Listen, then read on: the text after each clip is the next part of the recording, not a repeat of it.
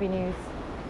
The Legislative Council Finance Committee has approved $7.7 billion worth of funding for the advanced work of the Sha Tin to Central Link. 38 lawmakers supported the motion while 4 voted against it. Priscilla Ng reports. In 2008, the price tag for the Sha Tin to Central Link, or SCL, was estimated to be around $38.1 billion.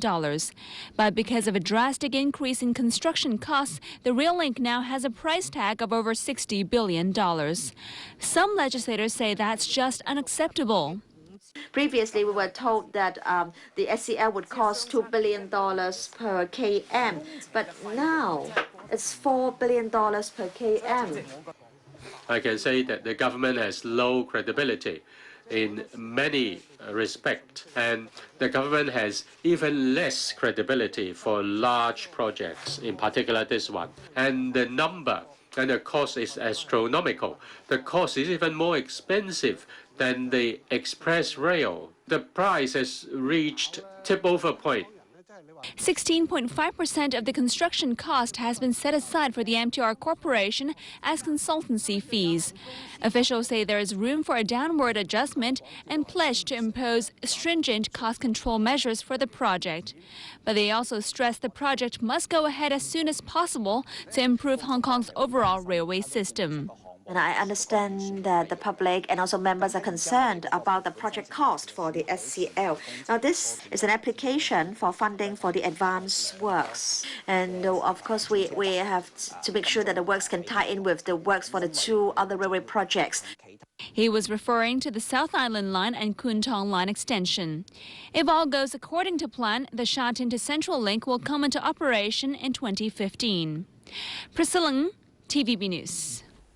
Debate over a government funding request for the Work Incentive Transport Subsidy Scheme was supposed to take place today, but it has now been delayed until next week. Protesters rallied outside the LegCo building calling for the scheme to be scrapped. They hurled plastic bottles and caricatures of the chief executive and the Secretary for Labor and Welfare. These double-track trains symbolize their wish for applicants to be assessed based on individual as well as household income. The government put forward an enhanced version of its proposal yesterday. Among the concessions, the income ceiling for 2-person households is raised to $12,000. But the Confederation of Trade Unions said the new rules will disqualify some people who were previously entitled to the subsidy. But the Democratic Alliance for the Progress and Betterment of Hong Kong and the Liberal Party have both pledged to vote in favor of the funding. Overseas Shiites in Bahrain began burying their dead today after a crackdown ordered by the Sunni-led government to halt opposition protests inspired by Egypt. 4 protesters died yesterday when riot police drove activists from a makeshift camp in Pearl Square in the capital, Manama. More than 230 were wounded and dozens were detained, and there was unrest in Libya and Yemen as well. James Legilia reports. Army patrols and tanks locked down Bahrain's capital after riot police swinging clubs and firing tear gas smashed into demonstrators. They had been camping out for days at the square, making it the nerve center of the first anti-government protests to reach the Arab Gulf since the uprisings in Tunisia and Egypt. Many of them were sleeping before a pre-dawn assault uprooted their protest camp, where they had been demanding political change. Speaking on state-run Bahrain TV, an Interior Ministry spokesman said the army commander in charge of the crackdown had given protesters an opportunity to leave Pearl Square before the assault started. But protesters said the army had given them little warning and had moved in quickly, firing tear gas and using truncheons to beat them. Barbed wire and police cars with flashing blue lights encircled the square.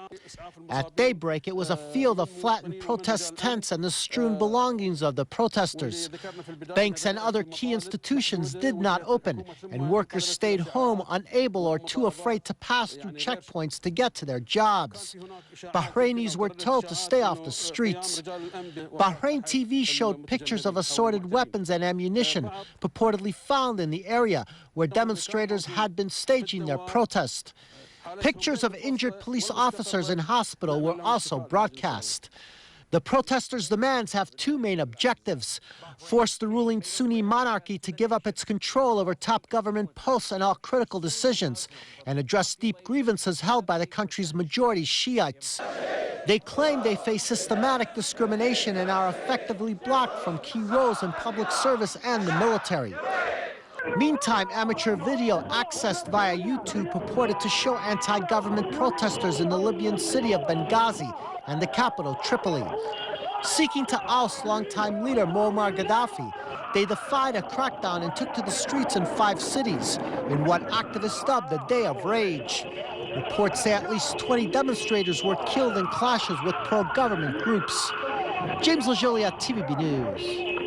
Egyptian authorities have arrested 3 ministers who served in ousted President Hosni Mubarak's government for alleged corruption.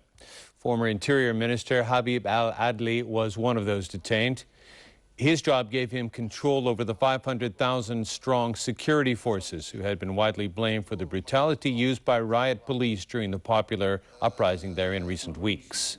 Steel tycoon Ahmed Ez is also being held. He faces allegations of money laundering, abuse of authority, and squandering state wealth. Meanwhile, ousted Tunisian President Zine El Abidine Ben Ali is believed to be in grave condition after having slipped into a coma. He reportedly suffered a stroke 2 days ago. Ben Ali is in exile in Saudi Arabia. Next, a budget showdown in the U.S. The Republican-controlled House of Representatives is pushing ahead with deep spending cuts for 2011. But the move is setting the stage for a battle with the Democratic-run Senate that could result in a government shutdown. NBC News reports. With government spending on the chopping block. When we say we're going to cut spending, read my lips. We're going to cut spending.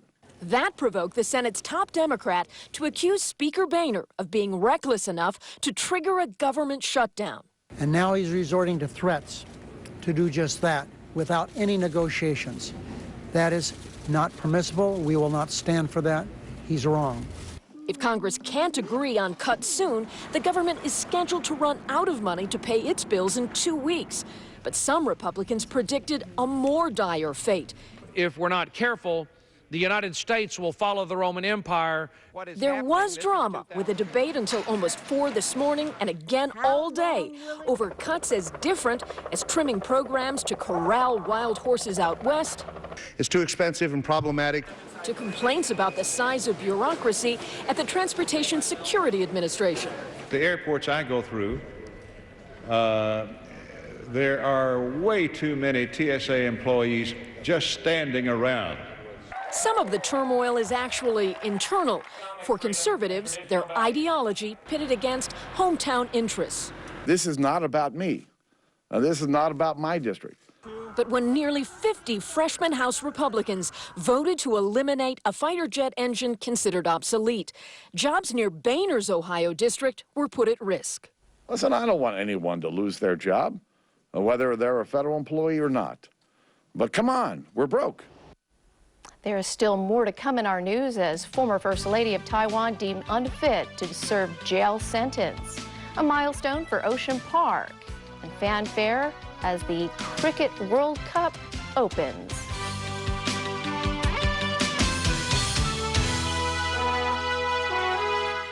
When all the stars in the sky collide, all you can do is sit back, relax, and enjoy the show.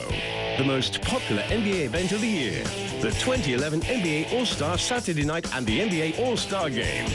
Sunday night at 11:55 and Monday night at 11:40 on Pearl. 張生張太嚟咯，以下邊種存款係唔屬於存款保障計劃嘅保障範圍之內呢？ A 超過5年嘅定期存款 ，B 結構性存款，或者 C 離岸存款。全部都唔受保障。係啱嘅，大家記住啦。而家 Pizza Box 仲有精心炮製嘅美國入口嫩雞，啖啖鮮味多汁，外面仲脆到爆啊！你知點揀啦 ？Pizza time at Pizza Box。 Some families suit stylish, slimline fridge freezers. That's why Fisher & Paykel designed one just for them. Other families need huge, easy-access fridge freezers.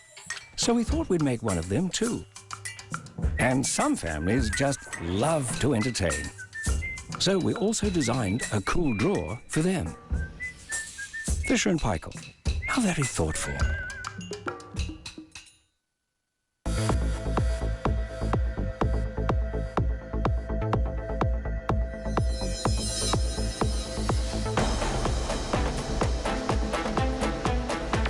Doxa since 1889. Well done. Make sure they'll make it to the Oscars on Pearl on the 28th. The Best Director nominees are Darren Aronofsky for Black Swan, Ethan and Joel Coen for True Grit, David Fincher for The Social Network, Tom Hooper for The King's Speech, and David O. Russell for The Fighter. The Oscars on Pearl.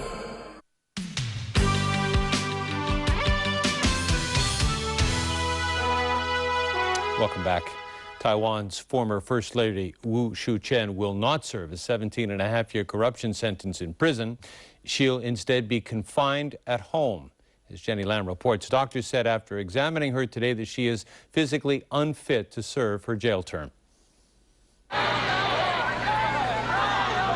Wu Shu-chen was escorted to the prosecutor's office in Kaohsiung by her son this morning. She has been paralyzed from the waist downwards from a traffic accident many years ago. The former First Lady was put on the train and transferred to a hospital affiliated to a prison in Taichung, where she was supposed to serve her 17-and-a-half-year sentence. The deputy chief of the hospital said after examining Wu this afternoon that her spine injuries could lead to serious complications. The wheelchair-bound former First Lady also has difficulties carrying out everyday activities. After the medical assessment, the prison decided not to accept Wu as a prisoner. Her husband, jailed former Taiwan President Chen Shui-bian, earlier asked that she would not be locked up for humanitarian reasons. Wu has widely been seen as the mastermind of the massive corruption scandal, totaling nearly 800 million Taiwan dollars. In 2006, it was revealed that she had received more than 5 million Taiwan dollars worth of Sogo store coupons. She also abused her husband's power to collect receipts from her children to make claims from a presidential expense fund. And Wu was found to have interfered in a government project for the Nangang Exhibition Center and was indicted for corruption in connection with a land deal in Longtan. The former first couple was meted life sentences in 2009, and the terms were reduced to 17-and-a-half years following retrials. While Chen began serving the sentence in December last year, Wu's continuing freedom sparked criticism that she enjoyed special privileges. Jenny Lam, TVB News. A court in Beijing has upheld an 8-year prison sentence given to a Chinese-American geologist found guilty of industrial spying. But according to the U.S. ambassador to China, the decision is hurting Sino-American relations.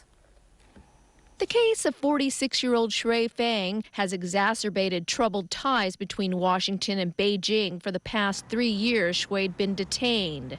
Back then, the Chinese-born U.S. citizen worked for a Colorado-based energy information consultancy. He was detained while on a business trip to China in 2007.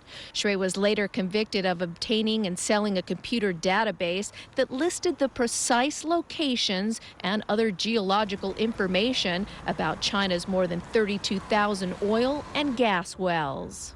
The defense maintains the database was not only public, but was advertised for sale on the internet for several years. U.S. Ambassador to China John Huntsman attended today's hearing and was disappointed with the ruling. The original sentence was upheld, that of 8 years in prison and a $200,000 renminbi fine. This has been a long, difficult, and painful ordeal. He said the Obama administration continues to press for his release. We ask the Chinese government to consider an immediate humanitarian release of Shui Feng. But China remains firm that Shui's original sentence was proper.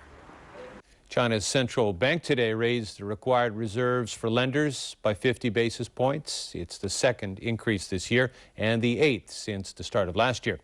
In a short statement posted on its website, the People's Bank of China said the increase will be effective next Thursday. It's the latest step by Beijing to mop up excess cash in the economy.